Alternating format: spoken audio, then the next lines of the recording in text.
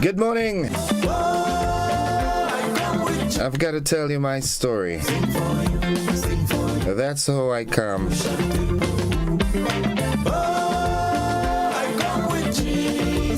It's Monday, the 16th day of October.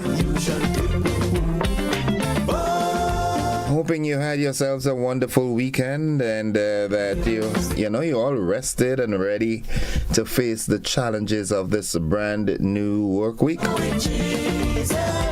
Yeah.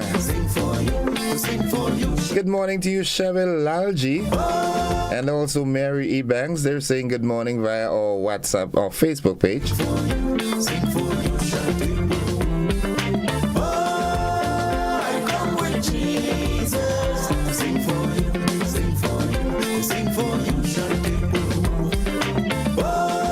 Grenada to the world.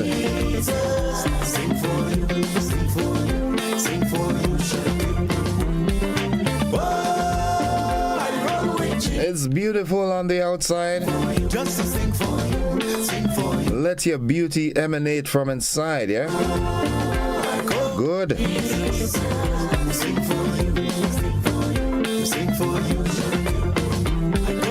Life can be tough, but there's a song when the going gets tough. The tough ought to get going.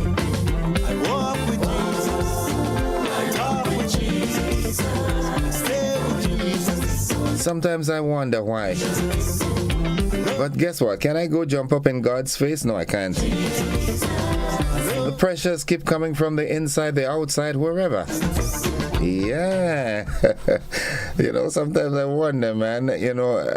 On Friday, Friday. Yep. It was 1 month since, we laid my grandmom to rest. And then on Thursday, I got the news, man, that my real biological mom passed on to the great beyond. What a thing. How could life be so tough? Oh, my goodness. Well, that's life, That's the way the cookie crumbles. He had it planned from ever since. Yeah. Those of you who are, mourning the loss of a loved one this morning, my cousin Chemist, DJ Chemist, Preston, yeah, he's my cousin too.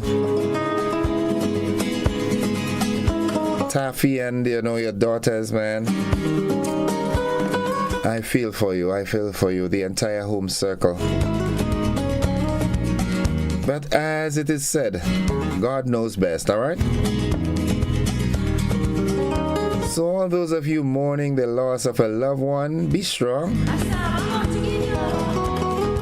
Take solace in the fact that God is in control, all right?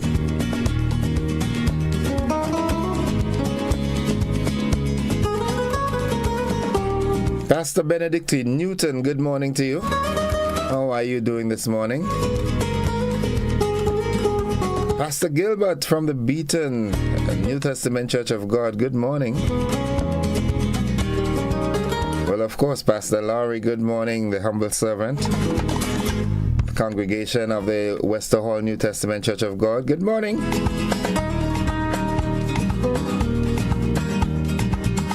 Pastor Fletcher, Pastor King, Pastor Rodney, Pastor Niles.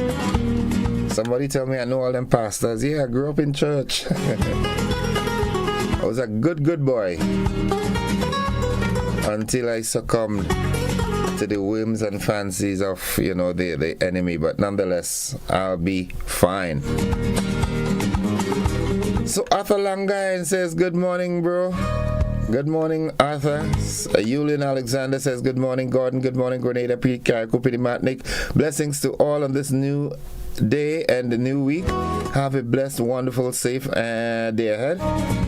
Sylvina Charles, blessed morning to you. Innocent condolences to you and your family. Be strong in the Lord. Yeah, thanks, man. Yulin says condolences also. That's the way the cookie crumbles.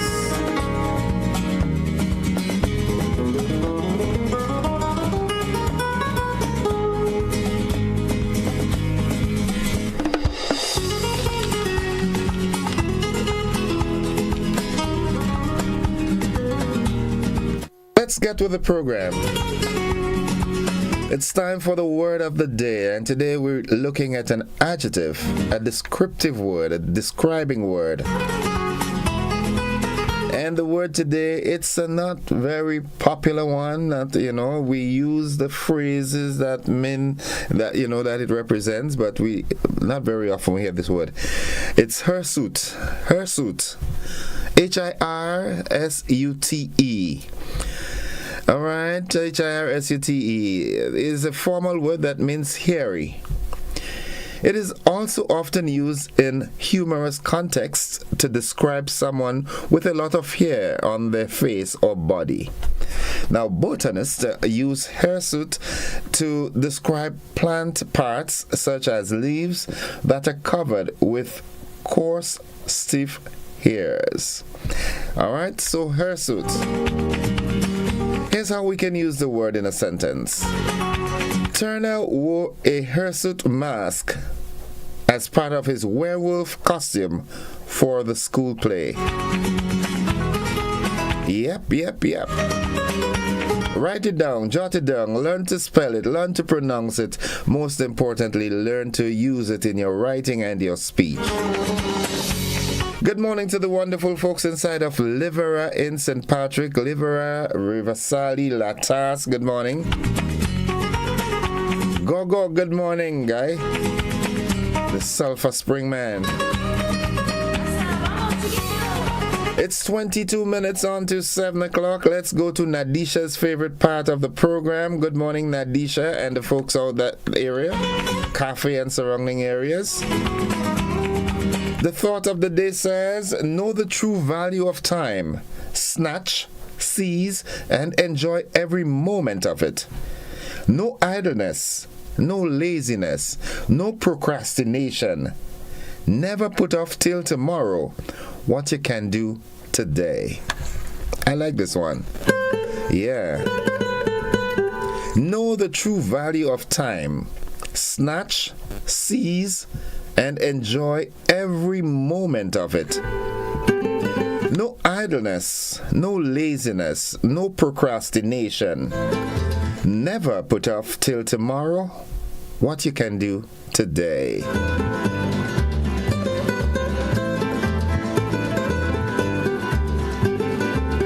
Nice. 21 minutes on to 7. So the Maxwin family, wherever you are, those in Belial, those in Munich, good morning. And, we just have to be strong, man. Yeah. To my brothers and sisters, what will you do? She's gone, right? Nice. Okay, I'm not here to mop this morning. Not at all. Not at all. All right? Not at all this morning. Let's get with the program. What's buzzing this morning? Well, this morning I will be joined by a good friend of mine, a good friend of Grenada and the world, Mr. Francis Urias Peters. As you would have heard by now, he's got this play, Redemption, that is being, played at this time. It pertains to the activities of October 19th and, surrounding those times around there. A very interesting play, a very interesting gentleman as well. I want to say good morning to him and his dear wife, Mommy Ann. Miss Ann Peters, good morning to you. Hope you all are doing fine. And a dear lady who's, a media mother to many of us, the younger ones in the media, Sherma Wells. Good morning, Mommy Sherms. How are you? Hope you're doing fine, all right? Good, nice. Mr. Hugh Dolland, good morning. How are you doing, Papi? Good morning, good morning. I just look at the, the poster in front of me here, and your name come to mind. Your name comes to mind. The Manikou, the mighty Manikou. That's when he sung Calypsos, yeah? All right, just reminding you that the hunting season for the Manikou, Tatu, Iguana, Rami, and the Monkey, it was open on the 1st of October, and it will remain open until the 31st of December. So you can hunt, all right? But in doing so, you have to be responsible, knowing that you cannot cannot just trespass on people's properties to hunt. If you want to do that, you need to seek their permission first and make sure you get it so that you'll be on the safe side of the law. Because the hunting season is open, it does not give you the authorization to just run through everybody's property as though it's an open sepulcher. You understand what I'm saying? You want to go and hunt, you know a particular area, well, it has an owner, all right? So you check the owner and find out if it's permissible for you to hunt there, all right? Good morning to all the busmen of the nation. Those of you coming over the hills, red hot. Mr. Norbert Julian, good morning to you and your passengers at this time. Yes, Stanley, there, Marcus, Ram, KB, Gilbert, good morning, the younger one and the original Gilbert. Good morning, Papi. He's doing farming full-time now. Good morning to my good friend Roger. How are you doing, Papi?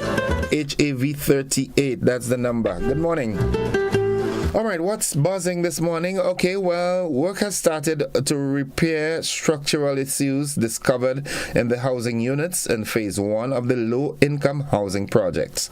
All right, and this housing project thing is seeming to be a very, very, very big concern. A lot of people are, querying. As a matter of fact, it was brought to my attention, for example, the housing project in Corinth. You know, a list was published and almost 90% of the names are not people from Corinth, and the people in Corinth are very concerned and worried about that. Yeah.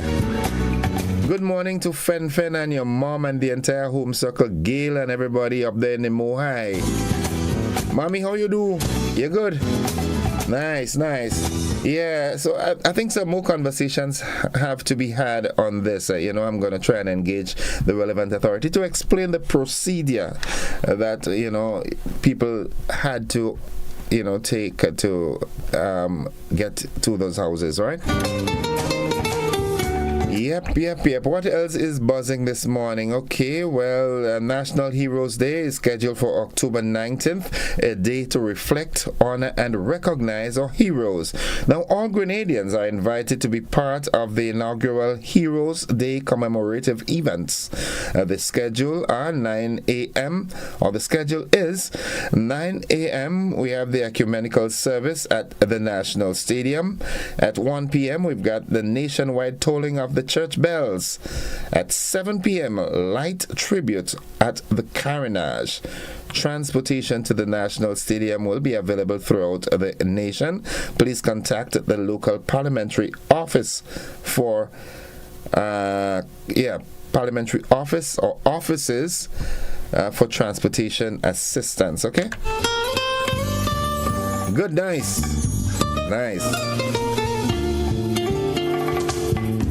And folks, you heard of the fire that destroyed 9 blocks of the St. Andrew's Anglican Primary School. All right. Minister David Andrew was present and he vouched that immediate consideration will be given to, bring back the principal, staff, students, parents, and everybody associated with that institution to some semblance of normalcy at the earliest convenience. All right? So those are the buzzing stories this morning. Remember, like I said, we do have a guest. Mr. Francis Urias Peters will be with me in studio this morning, just around 7:15. So we look forward to that. So at this juncture, ladies and gentlemen, we take a break. That's where we do the AM edition of News, Sports, and the Weather here on Classic. But for those of you who are on the television platform, we've got a rebroadcast of Friday evening's television news. See you on the flip side of 7. To all my friends in the diaspora, stay locked on, stay tuned in, all right? See you on the flip side.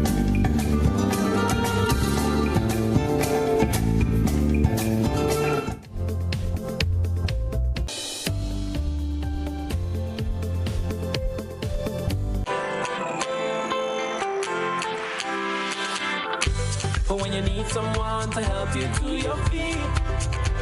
I'll be that beacon to your highest peak. I'll be right next to you, no, I will never leave. Come on, take my hands, we got everything we need. Cause you can look to me whenever you're in need. Just call on me and I'll be on my way.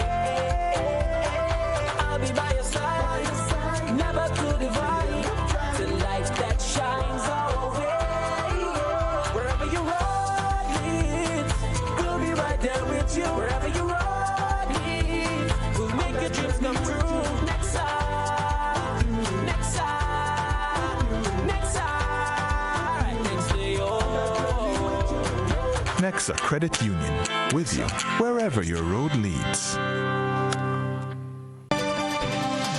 Thanks for joining us. A 3-member delegation is expected to leave Grenada in the coming days for Canada, where they will attend the first Canada-CARICOM Summit on Canadian soil. We have more in this report. Grenada's delegation to the upcoming Canada-CARICOM Summit will be headed by Foreign Affairs Minister Joseph Andal. The other members of the delegation are Roxy McLeish Hutchinson, Permanent Secretary in the Ministry of Foreign Affairs, and Jerry Hopkins, Grenada Consul General in Ottawa. The first Canada-CARICOM Summit on Canadian soil will be held from the 17th to the 19th October 2023. It will be chaired by Canada's Prime Minister Justin Trudeau, who will be aided by Dominica's Prime Minister Roosevelt Skerrit, the current chairman of CARICOM.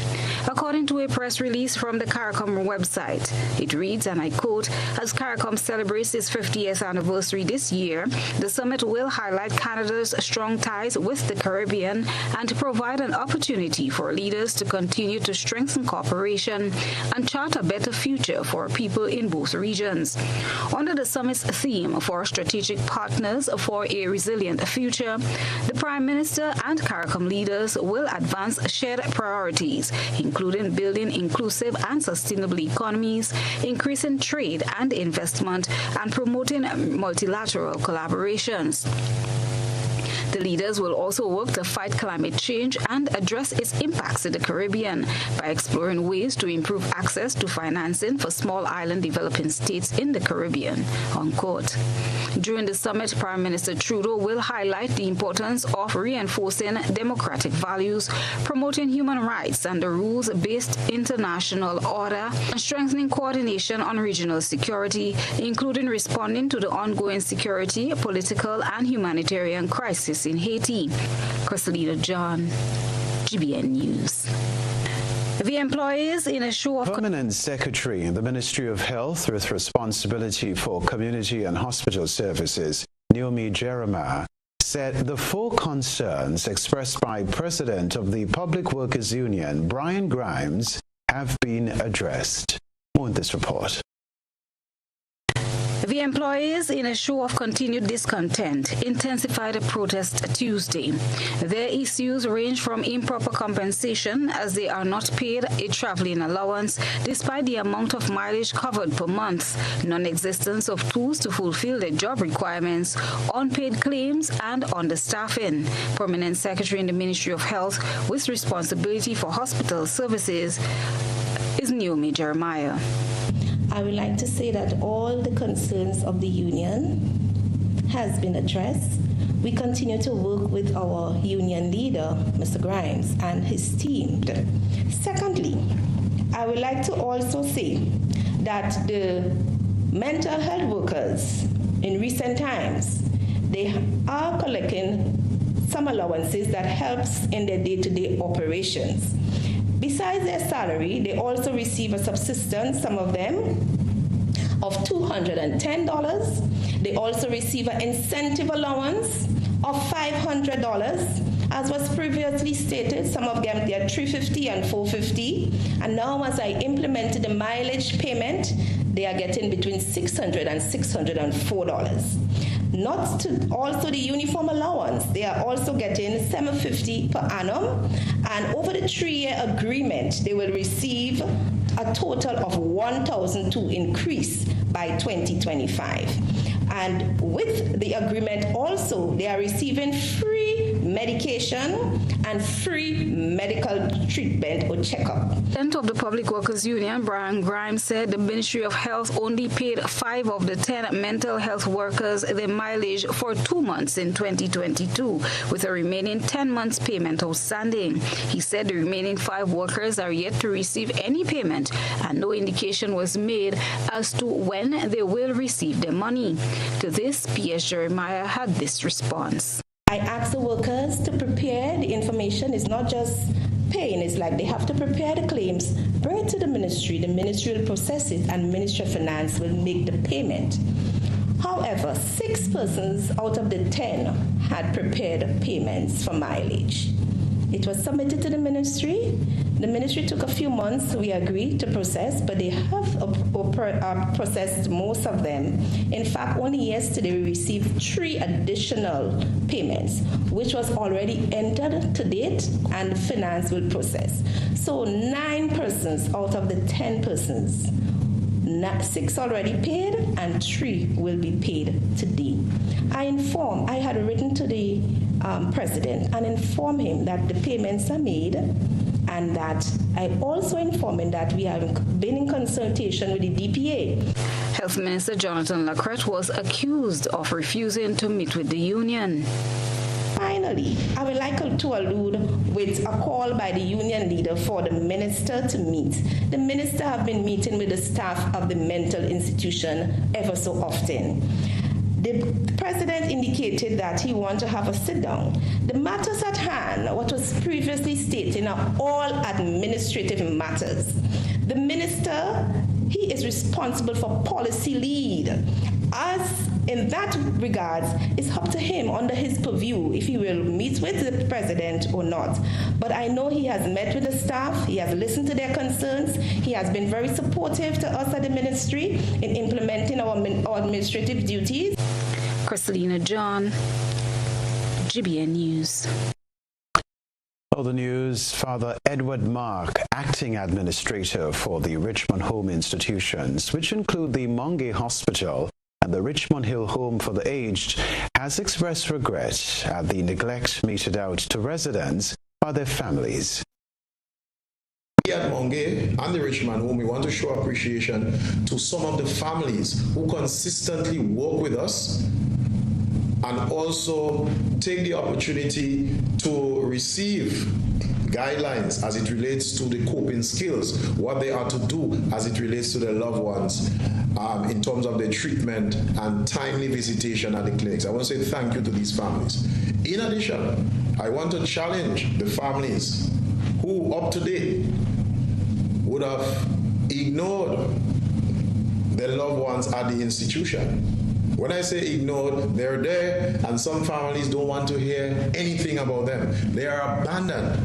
But you know what? Some of these families, what they are concerned about, if these patients or clients, if they have properties, when God called them home, they would want to present themselves for property. So I want to send out a warning there that if you cannot care for your loved ones suffering a mental illness, why care about their property when they depart this earthly life? So I want to encourage families out there, pay them a visit, bring something for them.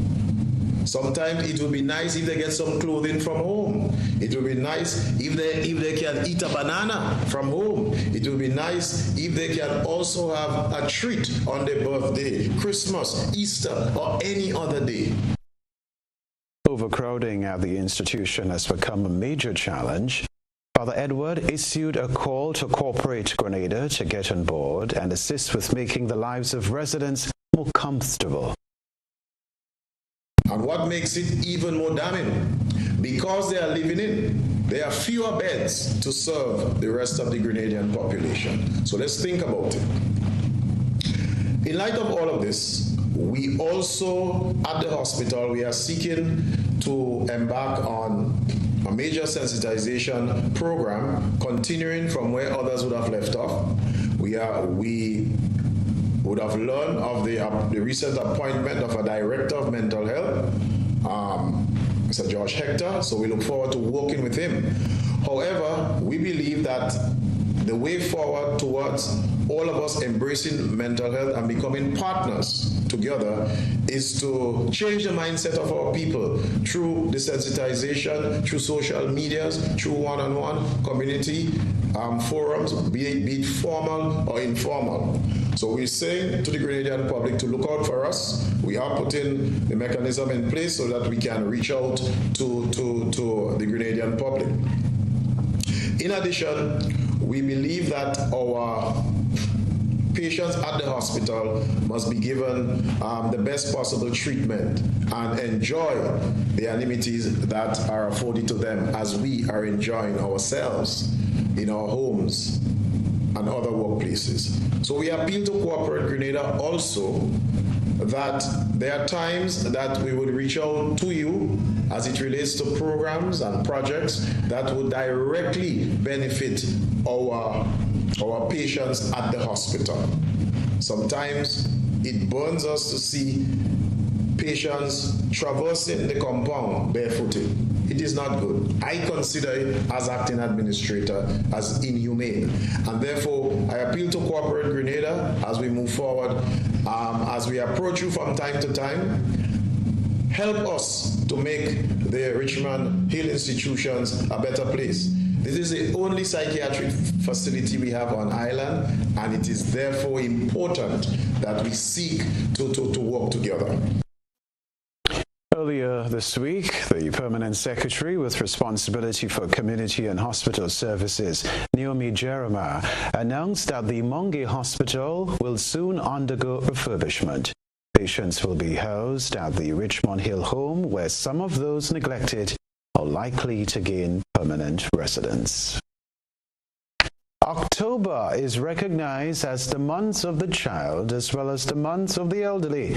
The elderly may be seen as easy prey due to declining mental and/or physical issues.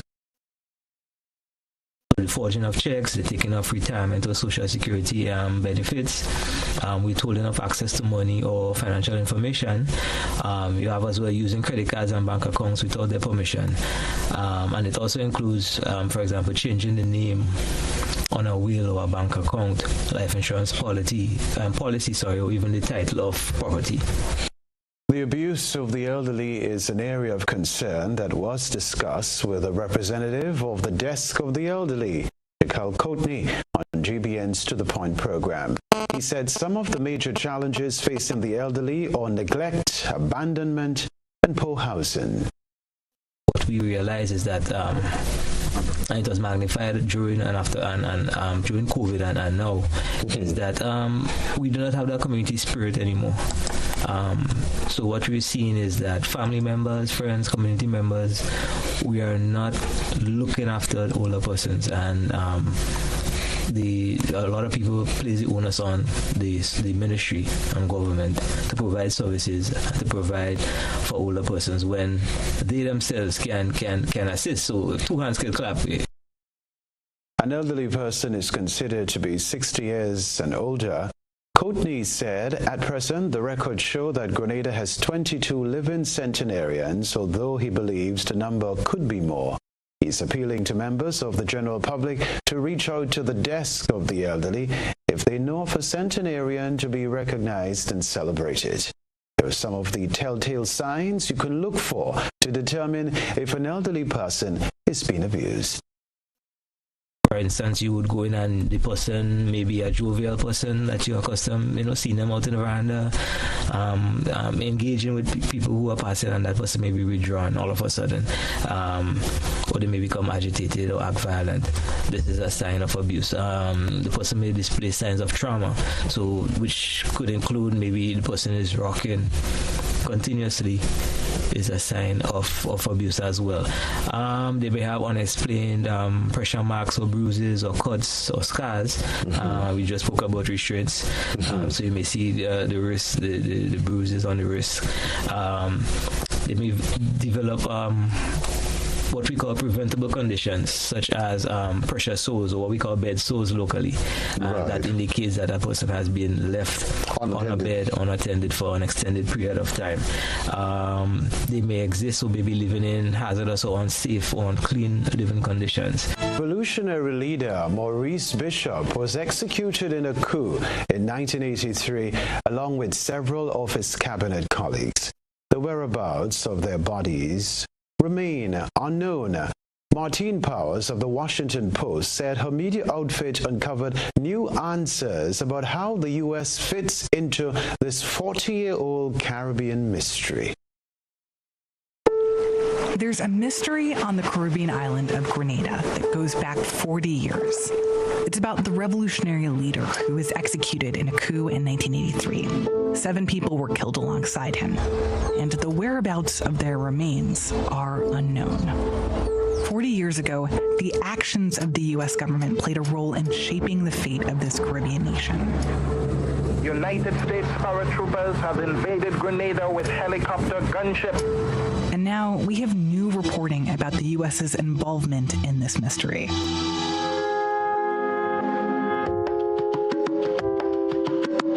I'm Martine Powers.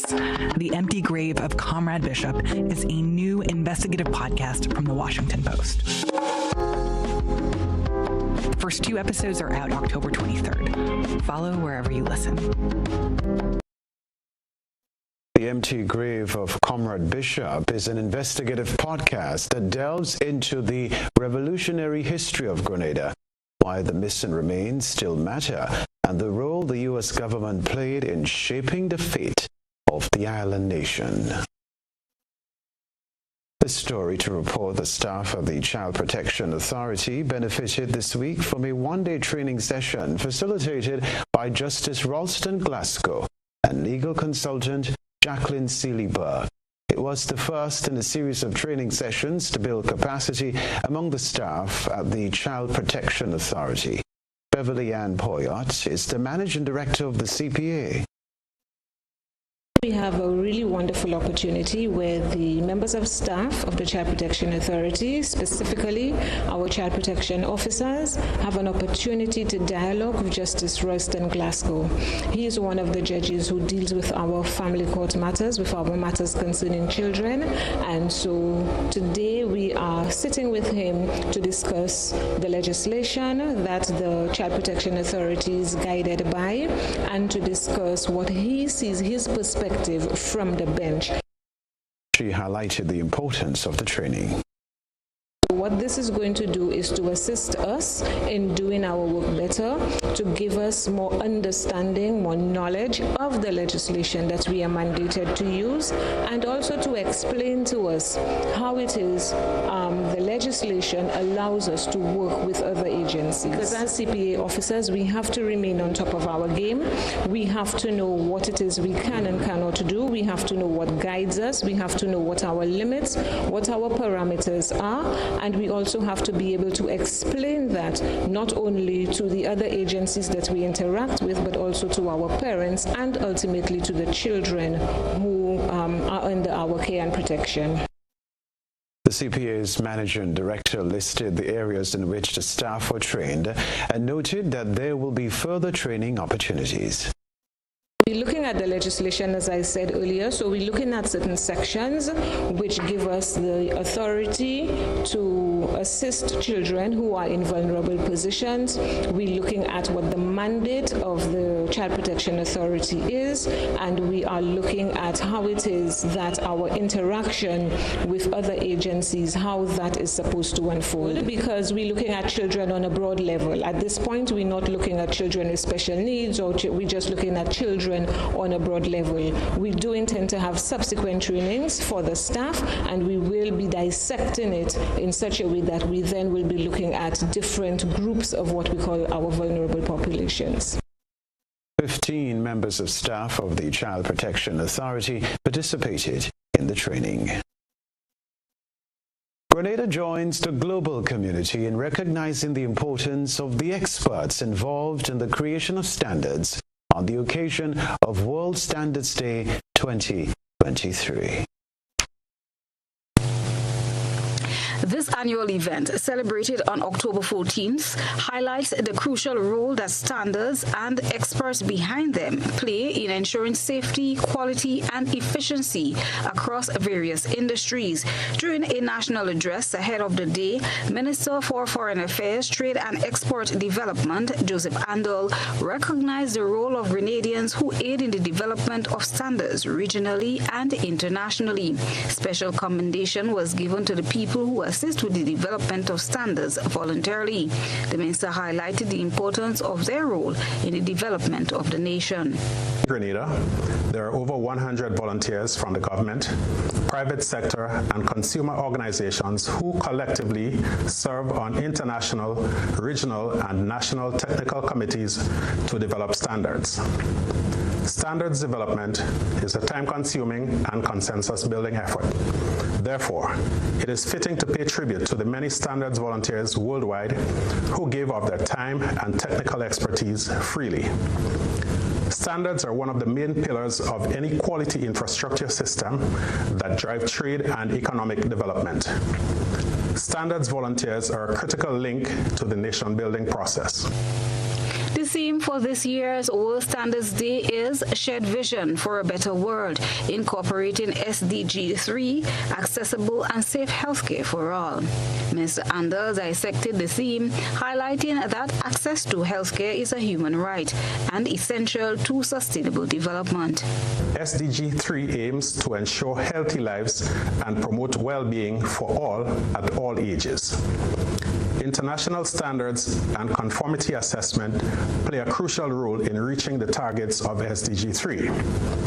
They provide a global framework that facilitates adoption of digital health technologies, research and development, manufacturing, and maintenance of healthcare devices and systems, ensuring that effective, safe, and reliable medical devices, health services, and systems are accessible to a broad swath of the global population. They also provide the basis for effective policy making and regulation that encourage collaboration with a view to improving healthcare outcomes.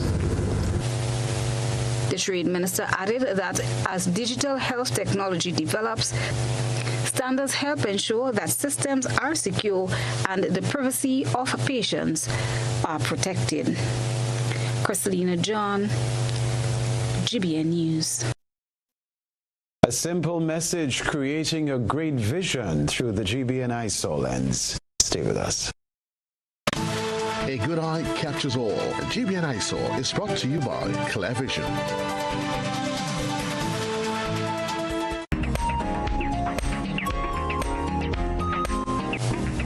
This is a creative piece of artwork painted on the walls of the St. Paul's Government Primary School that's visible as you enter the school compound. Our ISA reporter sent us this beautiful artwork, saying this message inspires and reminds the school community to teach, spread, and promote peace in each child. With an ingrained attitude of peace, a child learns to be kind, share, care, avoid violence, and engage in positive, peaceful conflict resolution skills. As we observe Child Month, let us be reminded to teach peace to all our children at home and school to build a nurturing, non-violent, caring nation. A most timely message and truly inspiring artwork. We thank our ISA reporter for such thoughtful submission. Share with us your photo and video submissions via WhatsApp at 405-3052 or our other social media platforms.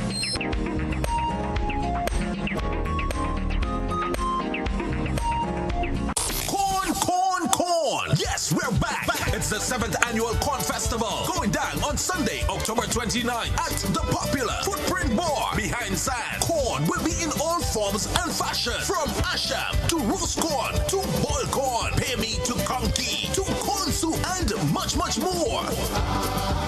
With loads of entertainment and games for everyone.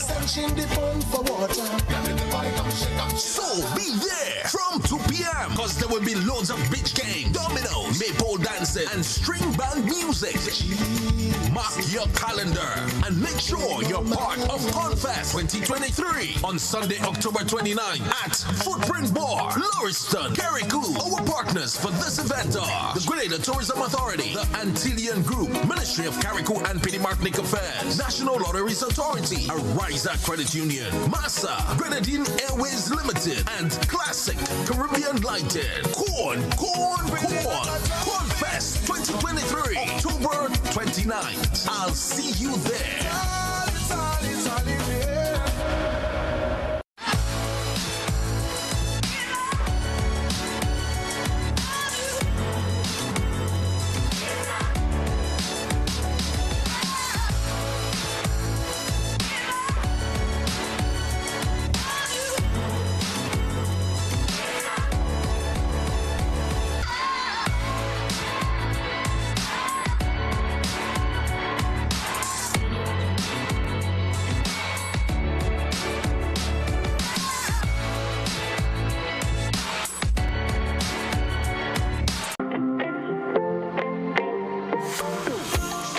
so it begins.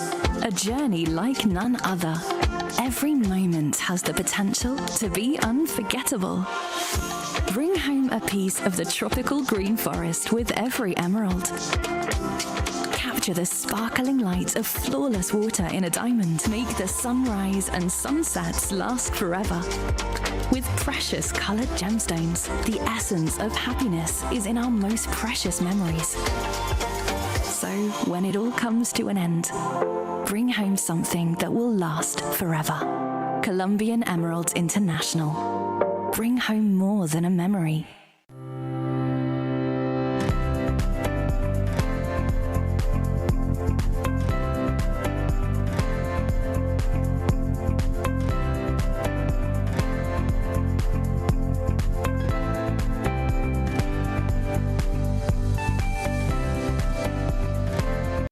Introducing the NIS Dream Loan, where possibilities are boundless and your aspirations are our priority. No matter where life takes you, NIS Dream Loans are here to make your dreams a reality. From purchasing your first plot of land or dream property to renovating spaces, building your home, and seamlessly switching mortgages, we cater to every step of your journey. And here's what sets us apart. We offer easy financing options with competitive interest rates, quick approval processes, and flexible repayment terms. So why wait? Apply now and let our dedicated NIS team guide you through this exciting journey. Visit nisgrenada.org/dream loan or call 440-3309 to book an appointment. Terms and conditions apply. Your dream awaits. You want to get an insight into your life? Are you willing to find astrological solutions? Master Shivrudra, the world's best psychic and spiritual healer with competency in other services too. He has guided many people who are going through a situation to find solutions to their problems and use astrological remedies for positivity.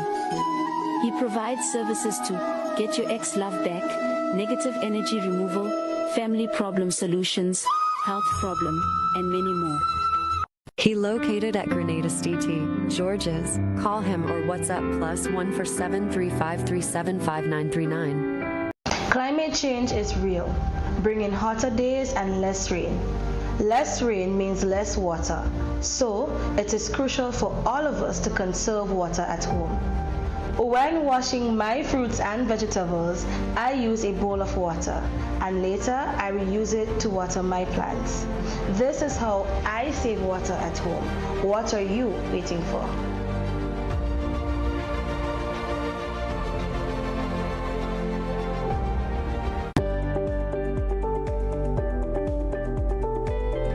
My name is Alimaka Motley.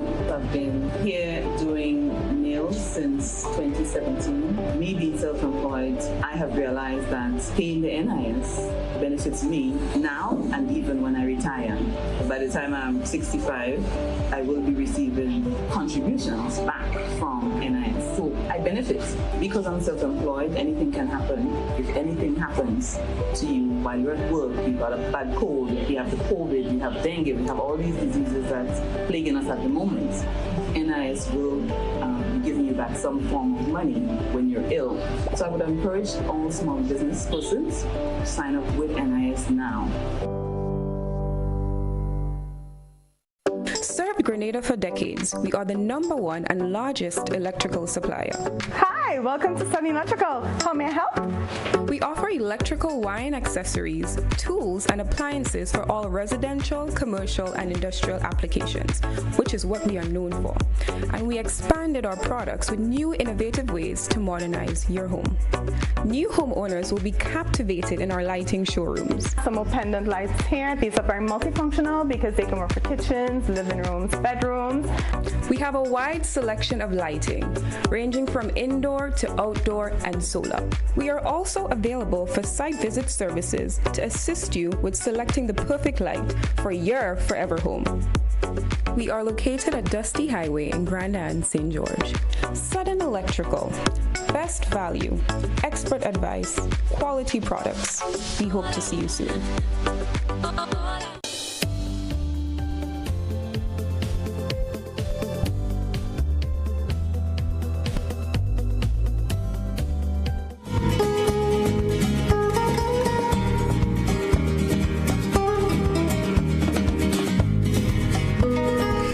Welcome back, viewers and listeners, to the conversation this morning. I'm awaiting the guest at the moment. I don't know. I'm not seeing him on my Zoom platform, and he's not in the studio, but I know Francis well. He will get through to us in one way or the other. Before we start a conversation, all right, Lydia Cameron says, good morning. Mildred Smith says, how pleasant to be back with your platform lovers. Mr. Gordon, thank God for life. Naomi Joseph says, good morning, Grenada. Blessed day, everyone. Be safe. Yoland Swan says, good morning to you, Mr. Joseph. I hope your weekend was excellent. To all the listeners, good morning. Joseph Ross says, good morning, GBN Live Network. Blessings to all. Veronica Sandy says, good morning, Grenada. Good morning, GBN. Good morning, Mr. Joseph. Blessed day to you. Camilla Antoine, a pleasant good morning, Mr. Joseph. Bless up. Thank you, and same to you. Let's see what's happening on our WhatsApp platform. All right. Okay, good. So in the interim, what do we do in the interim? We'll start a conversation. There are a number of things that the fire that took place on Saturday, is it Saturday or Friday night at Progress Park? Ooh, that was chaotic. All right, let's go to the telephone line. Let's see if this works. Good morning, caller. Good morning, innocent. Good morning to listeners and viewers. Welcome. I feel saddened for a number of reasons. One, the loss of the possibility of the children and the teachers continuing their activities. And as the minister said, let's hope that it's something other than human cause that, because it is very tragic that we would enter into this zone. But I want to use this opportunity to link the loss, the psychological effect on the children and the school and the teachers with the similar experience and even greater loss of the people of Palestine that going through. Can you imagine that even when you go to a hospital, you're being bombed? I mean, we need to really have our hearts where we really need to see the suffering of people, both here and abroad, and become more aware of the true evildoers, although I don't like to use the word, of the world, and not be brainwashed by the propaganda, and stand in solidarity with the people of Palestine in particular at this point in time. Thank you. Okay, thank you, caller. Thank you very much. 435-2041. It's 20 minutes after 7 o'clock. That is our time. Let's go back to the telephone line and say good morning. Good morning, caller. Good morning to Mr. Innocent. How was the weekend? Quiet, yeah.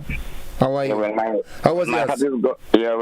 My heart is go to the... to the school what was on fire for the weekend, and also the children, the principal, and all the children, what maybe was inside of the school, that they get lost, Well, my thing this morning, Mr. Innocent, give me a good time, but not a long time, on the phone, the government come.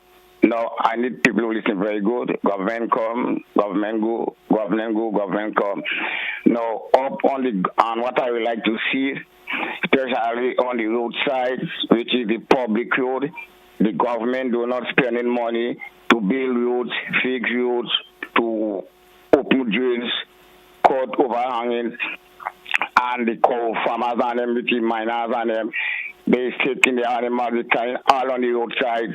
Mashing up because right now, Mr. Innocent, got area that you could say that is a very good highway now, but it is not a very good highway. This government now that are doing a very, very good work, which is the workers and them. There's opening proper drains, good drainage, and everything. And to see that animals is trying on the roadside and mashing up all the drainage, mashing up all the drains on them. I need the ministry or the minister, whosoever. I want them to take a look up on the gut area, which is St. Andrews, and that they will move all the animals, and if they don't move in the animals on the government compound, which is a public road, it's the government duty is to take them, bring it down in the pond, wherever, and let it pay money for the animals. Is mashing up all the road, and is giving it too much a long rope, like it's in progress park pasture, or like it in some pasture. This is not good, Mr. Innocent. Okay. I have for myself, but I would not mind make animals on the roadside. No, that I will repeat again. The public road on the roadside is not to mind animals. You cannot mind animals, do mind animals.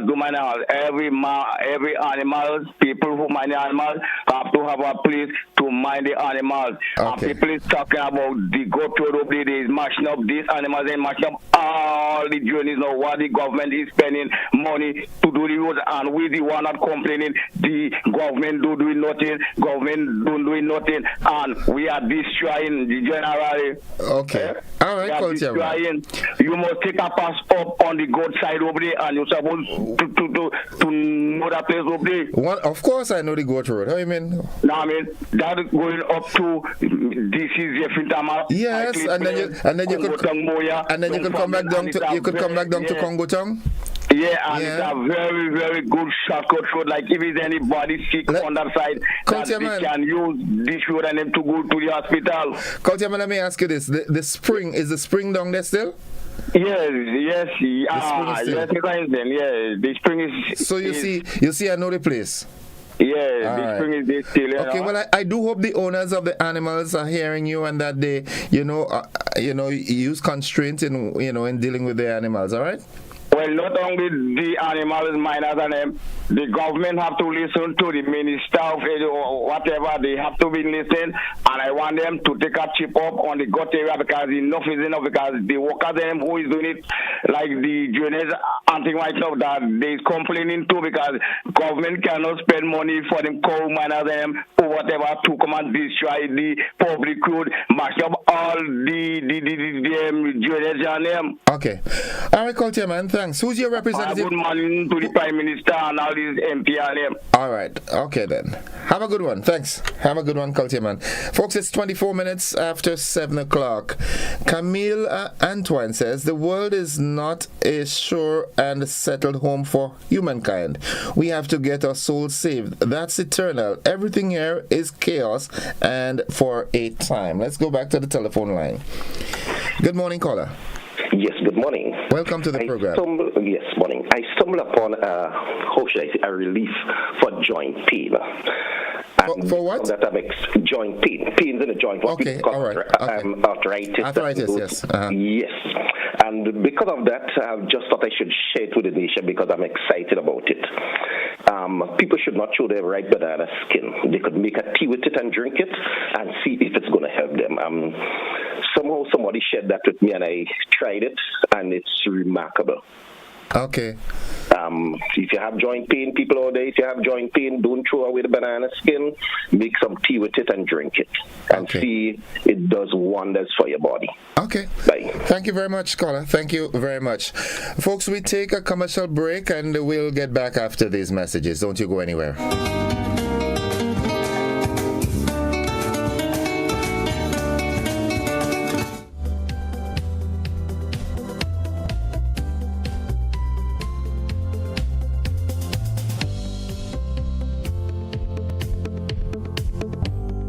Your new Grenlec bill is even easier to read and still has all the valuable information you need to track and manage your usage.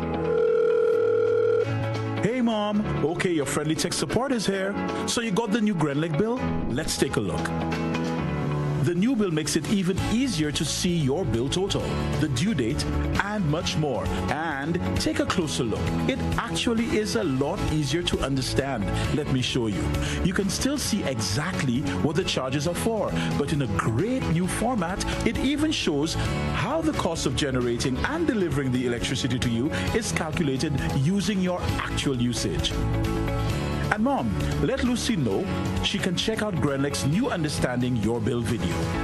Anyway, look who says hi, and see you soon. Your new Grenlec bill, easier to understand and easier to track your usage.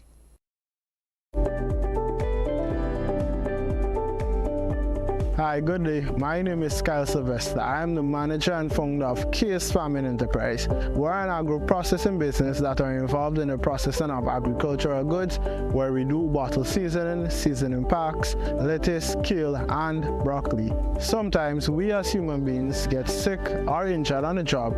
NS provides a safety net for us. I am here to encourage other entrepreneurs and self-employed persons to sign up under the NIS Self-Employment Program.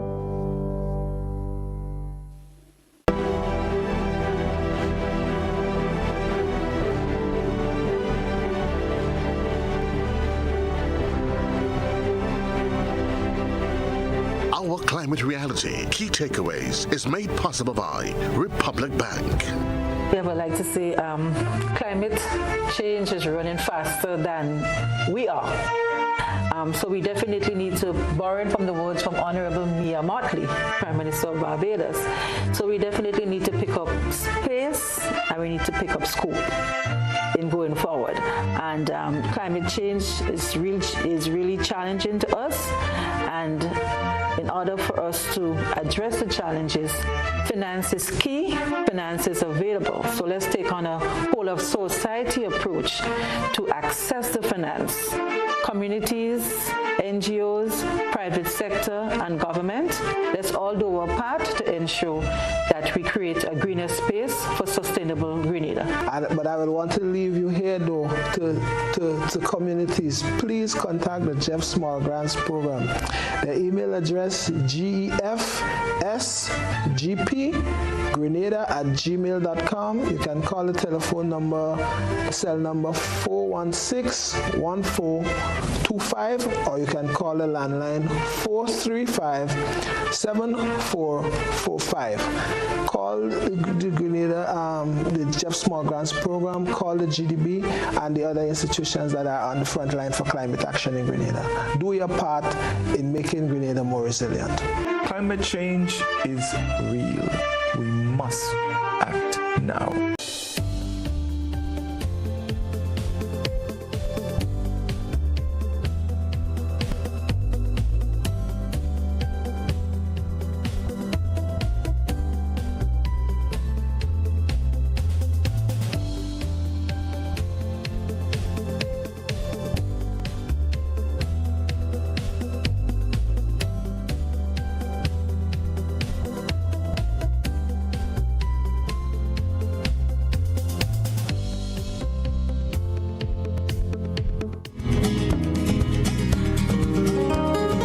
All right, viewers and listeners, it's 30 minutes after 7 o'clock and the conversation continues. I'm joined at this time with Mr. Bert Paterson. He is the General Secretary at the Grenada Trade Unions Council.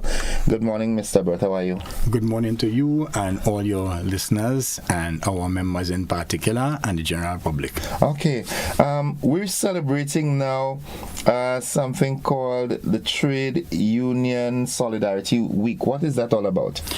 Well, a little bit of history. It's something that would have been started about 60 years ago. It was when all the trade unions in the Caribbean and the umbrella bodies, because GTUC is the umbrella body, meaning all the unions in Grenada are associated with, and they have that association, right, as an umbrella body. All those in the Caribbean, somewhere around 1960, decided that it would be good to have 1 week to be very public and show solidarity with all the unions in the different territories. That was done, continued for some years, but it's sad to say, but somewhat satisfying to say, that Grenada is probably the only territory that still keeps up that activity. So we've been keeping up that activity for around 60 years now, since about 1960. And it is just that we make it very public, our relationships with each other and what we stand for. All right. So now, before we go further, all right, I want to know what are the main functions of the GTUC? Okay, the GTUC is it doesn't have like the unions representing a particular workplace, right? What it does is that because all of us are in the same business, let us say, right, of representing and defending workers, right, and we do have a voice which are not separate voices, because we all are expected to stand for the same things. So we have this body which comes together and sets policy. So, for example, if there is a social protocol or some sort of arrangement, tripartite arrangement, it is not the individual unions that would participate in that, but it is the TUC who has a touch with all the other the unions, who would decide on those factors and set policy, general policy. So not if we represent the workers at GBN, that might be an individual union, right? But to set policy, national policy, as to what labor should do and where labor should go and the direction labor should take, that is done by the TUC. So in essence, the TUC can be referred to as the umbrella body? It is the umbrella body. Okay. So let's... well, being the umbrella body for the trade union movement, let's assume there's a dispute between a trade union and a particular employer or so, or let's say the employer is a government. Does that particular union, before making the active protests known, do they consult with the TUC to look for, some sort of conciliation also? No, generally not. And the unions operate totally independent on the industrial matters. Sometimes when things boil, right? And things. So, for example, if you have a situation where there is negotiations that has broken down with a particular union, be it government or private sector, and the issues may affect the nation as a whole, right? It is then, and we don't insert ourselves into it. The unions would seek our intervention, right? And as I said, we always open to assist any of the unions, and in particular to make sure that the labor atmosphere keeps, because when the labor atmosphere is complicated, it's not good for anyone actually. Neither the unions, unlike what some people may say or believe, right? It's not good for us, it's not good for the nation. So it is then we are brought in to it by our members, right? And again, just as a matter of advice, because we can't lead a matter on an industrial front, but we would give support and try to bring some sense into the situation. Having said that, you use a phrase that I like, a labor relation. What is the labor environment like in Grenada today?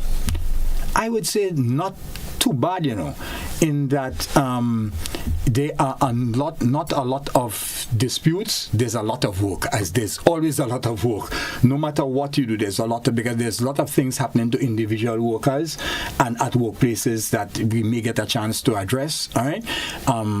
Although this interview is not for that, but we would normally bring up issues during Solidarity Week that are affecting workers. The other part of it is that we also consider ourselves representatives to the ununionized workers, because when we work on things, so for example, the Minimum Wage Act that is being addressed now, and there's a lot in the news, right?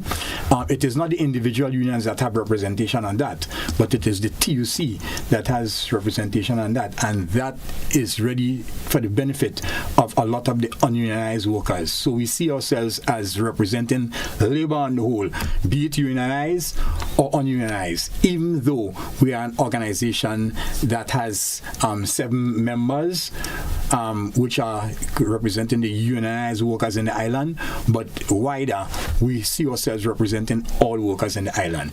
So, direct to your question, the industrial situation is not too bad. It could be a lot worse. We have had history of it being a lot worse than it is now. Okay. And again, you mentioned the minimum wage issue.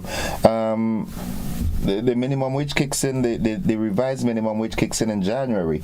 But how does it affect your workers negatively or positively? How does that affect the workforce? Positively, because shockingly, there are workers, unionized workers, in pretty fancy establishments in Grenada and pretty wealthy establishments in Grenada who in fact pay people and even try to pay people below the minimum wage, which is sad, right? And it is something that we are fighting constantly. The minimum wage would help because those workers who are unionized and are below the minimum wage, then we know that the minimum wage has not moved in maybe 12 years or so, which is something that's really sad again, but it goes across the board. So once you work in a particular category of work where the minimum wage moves up, once your salary is below that, it will move up automatically because it will then become illegal to pay you what you're paying now. So there's two things. There's illegal and there's sad. As I said, it's really sad to know that some of the businesses in Grenada who can well afford it do pay persons the minimum wage and in some cases attempt to pay less than the minimum wage. Now, was the TUC and the bodies, the other bodies under that umbrella, meaning the trade unions, were they ever aware that some of their workers were being paid under the minimum wage? Yes. Well, not under the past minimum. So, for example, let me just give you an example. When the past minimum wage was enacted, right, maybe up to 2-3 years after that, it is then we found that some businesses, and I must point them out, in particular in the tourism sector, right? And I'm not talking about the persons with 2 or 3 room establishments. Major hotels were in fact paying persons under the minimum wage, and it came to and we had to fight it and stop it. So where we know that, and any worker we know who is being paid under the minimum wage, we would make any ruction necessary to sort that out. I can tell you that even the government has workers that are paid the minimum wage, again, which is sad. Right? They're being paid the minimum wage or below the minimum wage? Paying the minimum wage. Okay, so they're not illegal. So they have workers under government establishments that are being paid the lowest that they can be paid. Exactly. Oh, wow. Right? Okay. Some in the agricultural sector, right, and some in other sectors, security and other sectors, who are paid the bare minimum, which again is sad. But again, having spoken with Dr. Colin Gilchrist on a number of occasions, interview like this, and even last Monday I had him on Beyond the Headlines, and in his explanation, the minimum wage is that lowest point that a worker in any category should be paid. However, it becomes incremental upwards based on experience and performance and so forth. So maybe it's justifiable that some workers, even with the government, are being paid just the minimum wage. Maybe that's the way they perform, or experience or qualifications or what. I should agree with Dr. Gilchrist as an intent. I mean, it should, but normally it doesn't happen. Mm-hmm. Right? So, for example, the minimum wage is expected to, and I'll explain a little while once we have the time. Please. You may have someone who has a roadside restaurant, a street food stall, right, where they employ one person as a cook to help them cook, right? And because of the turnover and the business that they're doing, okay, they could afford to pay a certain amount, and they would pay the minimum wage, right? But one doesn't expect a 5-star hotel or someone who has a 5-star restaurant, or someone who has a restaurant that charges us $150 for a meal. One doesn't expect that establishment to pay the minimum wage, although if they do so, it's not illegal. Yeah. But one expects the market to address that, but normally the market doesn't. Yeah, but what about if the worker the worker's performance doesn't merit them getting higher than the minimum wage? Well, I could say if you cook in $150 a meal restaurant, and your performance is not better than the person who does the barbecue roadside, right? Then something is wrong with your business, or something is wrong with your mode of business. So it's like that is why the market is supposed to address that, right? But normally it doesn't, and that's why we have unions, and that's why we always have a fight. All right. Another quick question is: in recent times, the current administration introduced the bi-monthly payment. How has that affected your membership? Not individual workplaces, in particular in the statutory bodies. It has had some effect, and it is not, and let me say straight off the bat, from the union's perspective, not from TUC, no, but the various unions. Speaking from the various unions, in particular, well, I am an employee of TAO, right? And we have absolutely no problem with the pay cycle, right? We don't have a preference because it is not we getting paid, right? What I can say, and I can say this publicly, is the real problem that has come up is how it has been done. So, for example, I can tell you, in at least 2 workplaces, on the date it was supposed to change to that cycle, which is, I think, September 15th. The workers up to that date had not been told. No, they might have heard something on the radio. They would not have been told by the employer. They were not engaged. They were not engaged. Neither was the union engaged, because these are workers that are unionized, and therefore anything that affects their mode of engagement, their contract of employment, because it is a change of your contract of employment, regardless of if you get the same money or not, right? And the real problem is that workers and unions were not engaged. So it is creating some hitches. In fact, in at least 2 workplaces, we would have to do polls. No, I understand that the authorities that have indicated it's a directive and a change, but you can't change one's a contract of employment without at least some consultation. And in at least 2 cases or 3 cases, workers would not have even been told by the employer that their pay cycle was going to change.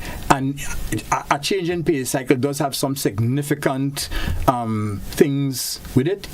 You have to change your spending pattern, which is a big thing. A lot of us can't do that, right? Because we're not financial managers, etc. You have to change your arrangements with your financial institutions. You have to change how you buy food, right? Which is a big thing. And you have to change how you spend for entertainment. All these changes, and we think that there should at least be consultation with it. It should not be an issue of I say so and that's it, right? At least tell me in time so that I can have the time. As I said, and I repeat, we have no difficulty whether or not it's good for the economy or bad for the economy, because something may be very good for the retailers, right? But it may not be good for persons saving and money management. So, but that's a different argument. That's an individual argument. But I don't know. My personal opinion here, which really doesn't matter in this program, but I thought that, from how we say it locally, from early o'clock, I think that was, if I'm not mistaken, that was one of the campaign promises of the current administration, and that together with the payment of pension. And whereas I appreciate the fact that, yes, consultation should have been had with the individual employees, but I thought that, the nation was, in my opinion, aware lengthy a time enough. But again, You are right. There should have been individual consultation with the individual employers and the employees, letting them know that would happen. I probably could understand why that has occurred, but we don't. Workers are not directed by the campaign. So it was said in the campaign, and no difficulty with that. But once you are the employer and you are the employer, there are things in all of you must do. Yeah. Right?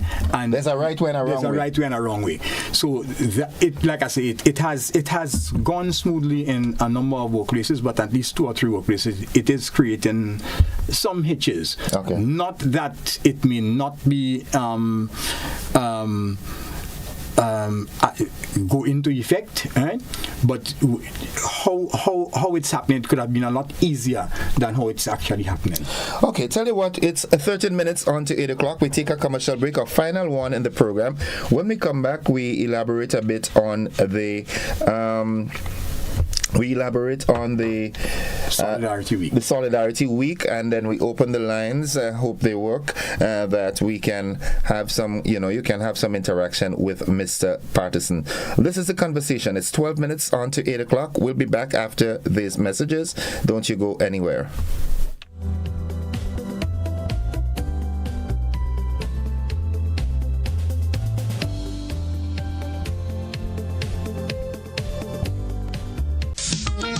Mention the wing carry, then you have things like man, you must come back, We have the low power that.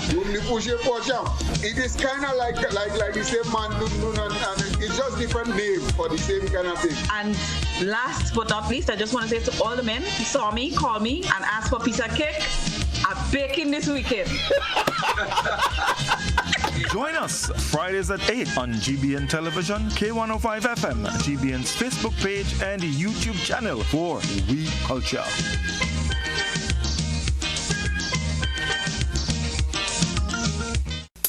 I want to control your anger. There's a way to feel better. That's one thing to remember. No matter where you are, you can be a star. Stop and take a deep breath and relax yourself. Take another deep breath and relax it. Eliminate violence.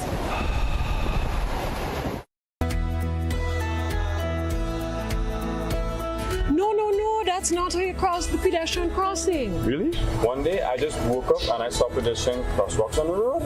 No one really showed me how to use them properly. Well, this is how it's done. You never cross before doing these things. They might save your life. First, when you get to the crosswalk, you stop. You look left, you look right. If there's a vehicle coming, you put your hand out, making eye contact with the driver, indicating that you want to cross. And only when the vehicle comes to a complete stop, you quickly cross to the other side.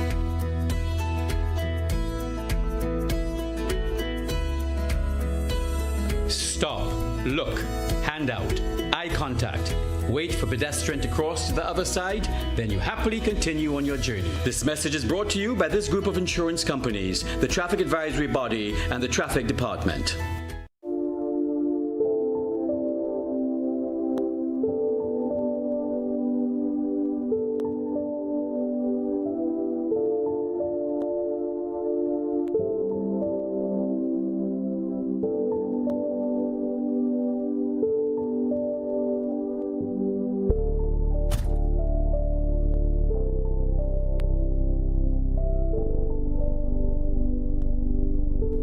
Wait to see my granddaughter.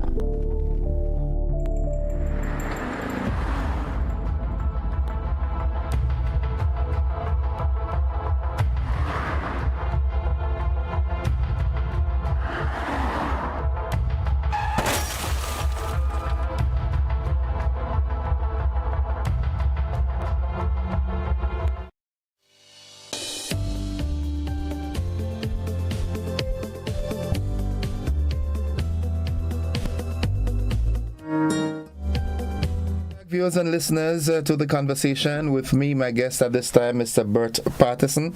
He is the General Secretary of the Grenada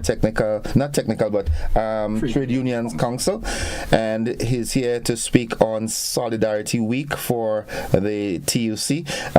Mr. Paterson, what is the week of activity entailing? What does it entail? What are some of the activities planned? We actually started yesterday, and we started yesterday how we traditionally start by going to a different church every year. We also go to a different parish when we can do so. Yesterday we were out at St. Patrick with one of the Pentecostal churches. It's Dr. King, Pastor King. Pastor King. I said Dr. Pastor King, you turned doctor already? Doctor. And we had a decent turnout. We normally do so, have a breakfast after.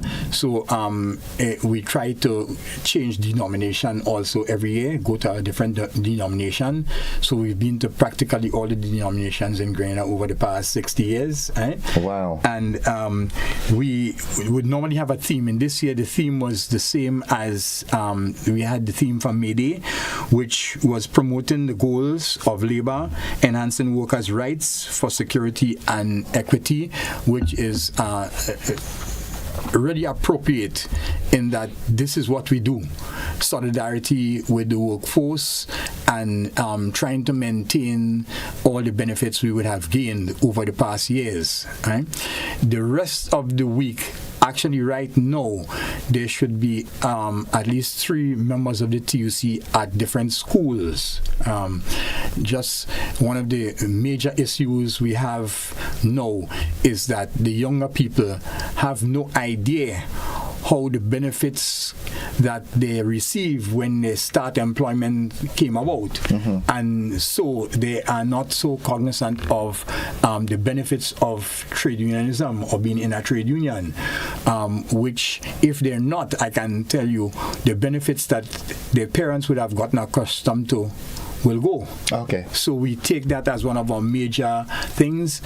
So today, tomorrow, and day after, we would be visiting different schools. Some in St. Andrew, some in St. George for this year, and just bringing workers up to date. In the past, we went to secondary schools only, but we've lowered the bar, and we're going to some primary schools this year. Okay. Primary and private. So we're starting younger. The 19th is a holiday, so we don't have any activities on the 19th.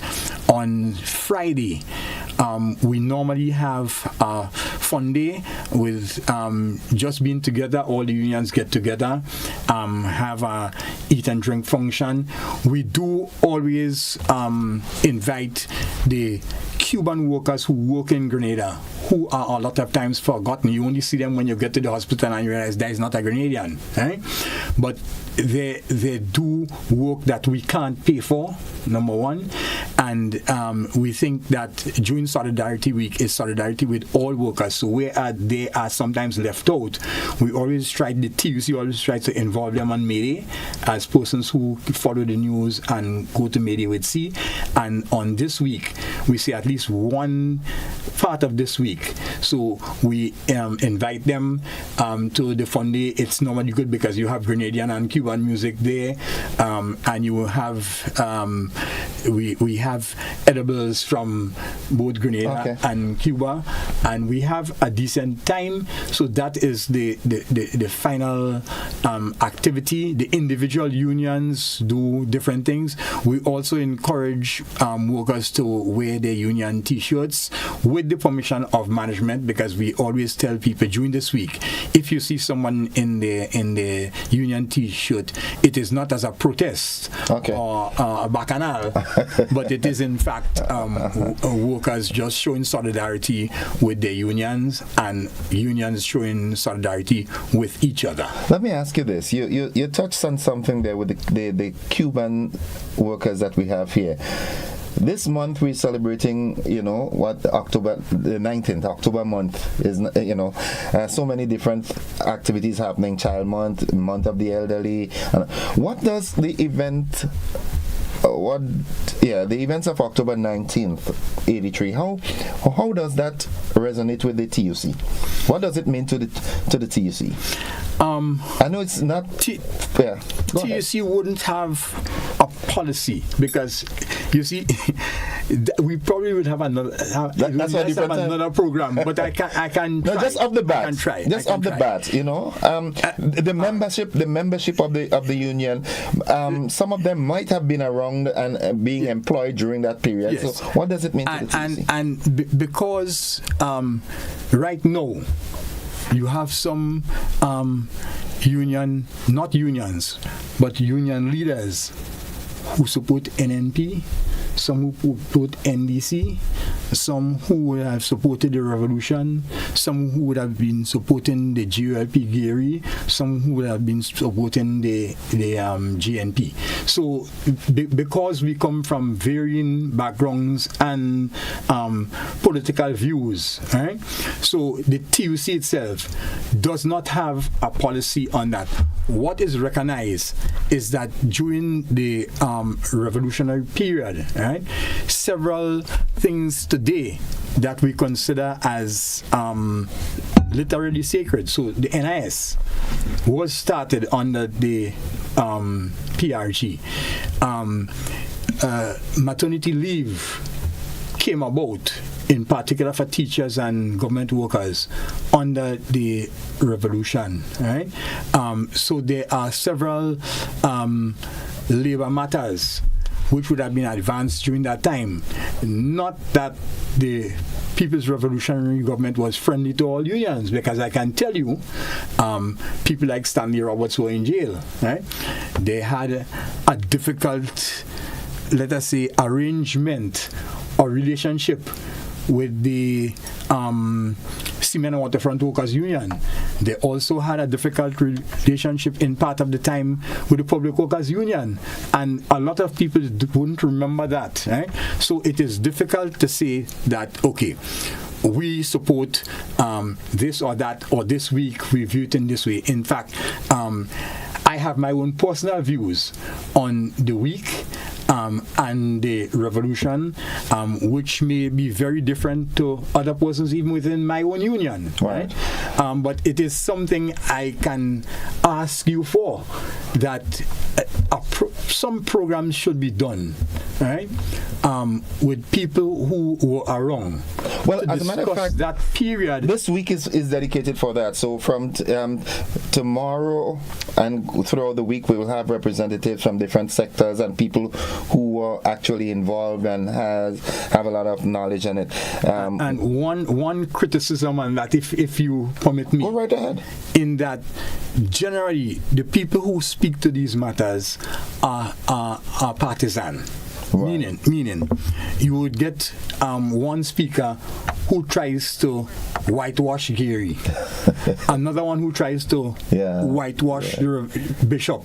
They personalize it. Yes. Where I think that persons who may be left out are persons who were not associated with these persons, but persons who have the knowledge and were beneficiaries of the good and the bad of both systems. So when you do so for the next week or so, you should probably try to get in there some persons who do not have a bias, which would make for some interesting discussions. Mr. Paterson, we run out of time, but I'd like to wish you and the TUC all the best with your week of activities, and as time progresses, I just hope that the TUC and the employers throughout the nation try to maintain that semblance of healthy work relations, the atmosphere in Grenada, industrial relations, I may add, and I wish you all the best. Thank you very much, and for giving us the time.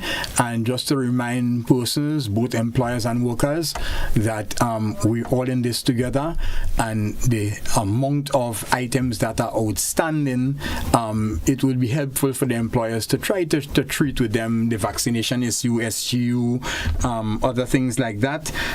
We believe the matter of service charge in some of the institutions who charge service charge and do not give the workers same. We really want those items, and like I said, this week is when we speak about you highlight them. All right? Mr. Paterson, thanks. Thank you again. And all the best. Folks, this is where we wrap up the conversation. We have to join the BBC.